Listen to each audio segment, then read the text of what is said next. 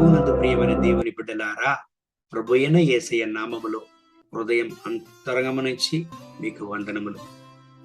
ఆదికాండం 17వ అధ్యాయం 1వ వాక్యాన్ని చదువుకొని ఈ నెల కొరకు మనము ప్రార్థన చేద్దామండి.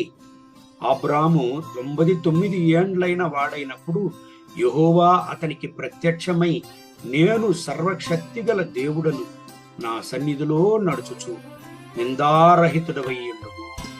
ప్రియమైన దేవుని బిడ్డలారా, ఆదికాండం 17వ అధ్యాయం 1వ వాక్యములో దేవుడైన యెహోవా తన యొక్క పరాక్రమాన్ని గురించి, తన యొక్క శక్తిని గురించి, ఆయన సర్వశక్తిమంతుడైన దేవుడు అనే విషయాన్ని గురించి అబ్రాముతో దేవుడు మాట్లాడుతున్నాడు.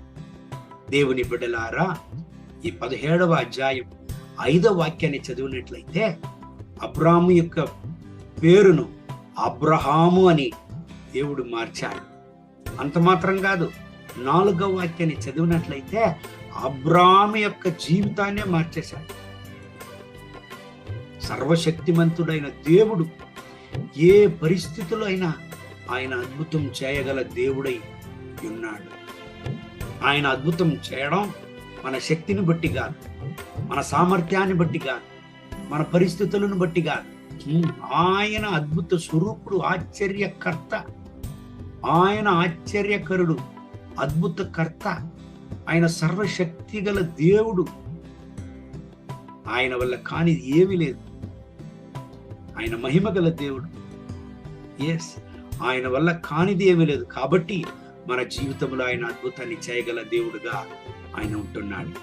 దేవుని బిడ్డలారా, ఎన్ని మిట్టాలు మన జీవితంలో వచ్చి ఉండొచ్చు, ఎన్ని పోరాటాలు వచ్చి ఉండొచ్చు, కానీ దేవుడు చేయవదినాడా? లేదు. ఎందుకండి? ఆయన వాగ్దానములను మన జీవితంలో నెరవేర్చడం కొరకై, ఆయనే దేవుడు అని మన జీవితంలో బయలుపడి అనేక మందికి మనల్ని సాక్ష్యంగా నిలబెట్టడం కొరకు మనతో కూడా ఉండి దేవుడు ఈ రోజు వరకు తెచ్చాడు. ప్రియమైన దేవుని బిడ్డలారా, దేవుని యొక్క వాగ్దానాలు మీ జీవితంలో నెరవేరలేదని, ఒక అద్భుతం మీ జీవితంలో జరగలేదని ఒకవేళ చోలిపోయి ఉన్నారా? కన్నీటితో ఉన్నారా? వేదనతో ఉన్నారా? చోలిపోకండి.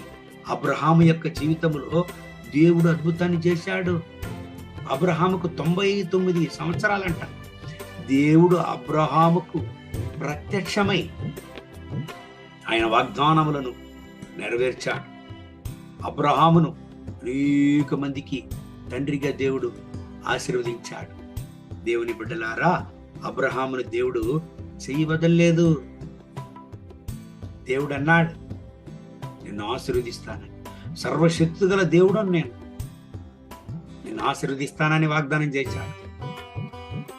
అంత మాత్రం కాదు, ఇంతవరకు నిందారహితుడవై నువ్వు నా సన్నిధిలో నడిచిన లాగానే ఇంకనూ నిందారహితుడవై నా సన్నిధిలో నడుచుకొనుము అని దేవుడు అబ్రహాముకు ఇన్స్ట్రక్షన్ ఇచ్చాడు. దేవుని బిడ్డలారా, మన జీవితం దేవుని యొక్క సముఖములో నిందారహితంగా ఉండినట్లయితే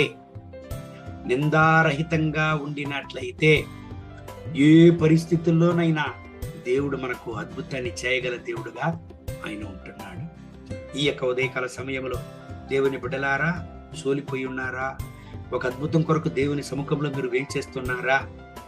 ఏ బాధతో, ఏ వేదనలతో, ఏ యొక్క కలతతో, కన్నీటితో, ఆ వేదనలతో మీరు ఉంటున్నారో ప్రభు మీ హృదయాన్ని చూస్తున్నాడు.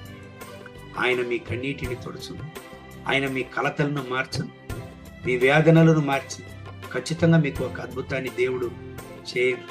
ఎవ్వరు మిమ్మల్ని చేయవదిలినా ఆయన చేయవదలనే వదలడు. కళ్ళు మూసి ప్రార్థన చేద్దామండి. మహోన్నతమైన ప్రభువా, ఇదిగో ఈ ఉదయకాల సమయంలో ఈ ప్రార్థనలో ఏకీభవించి ప్రార్థిస్తున్న నా ప్రియమైన సహోదర సహోదరుల కొరకు ప్రార్థన చేస్తున్నాను. వీళ్ళని ఆశీర్వదించండి, మీ రక్త పొట్లో దాచుకోండి, వీళ్ళ దుఃఖాన్ని సంతోషంగా మార్చండి. ఏ అద్భుతం కొరకైతే వీళ్ళు వేంచేస్తున్నారో, ఏ వాగ్దానం నెరవేరడం కొరకు మీ సముఖంలో అయితే వీళ్ళు వేంచేస్తున్నారో, నాయనా ఈ రోజే వీళ్ళ జీవితంలో ఒక అద్భుతాన్ని చేయండి. ఈ రోజే వీళ్ళ జీవితాన్ని ఆశీర్వాదంగా మార్చండి. ఈ రోజే వీళ్ళ కుటుంబాన్ని ఆశీర్వాదంగా మార్చండి. నా రక్షక, ఎక్కడైతే వీళ్ళు తల వంచేటువంటి పరిస్థితి వచ్చినదో అదే స్థలములో వీళ్ళు తల ఎత్తి దేవుని కొరకు జీవం గల సాక్ష్యంగా నిలవాలి నాయన.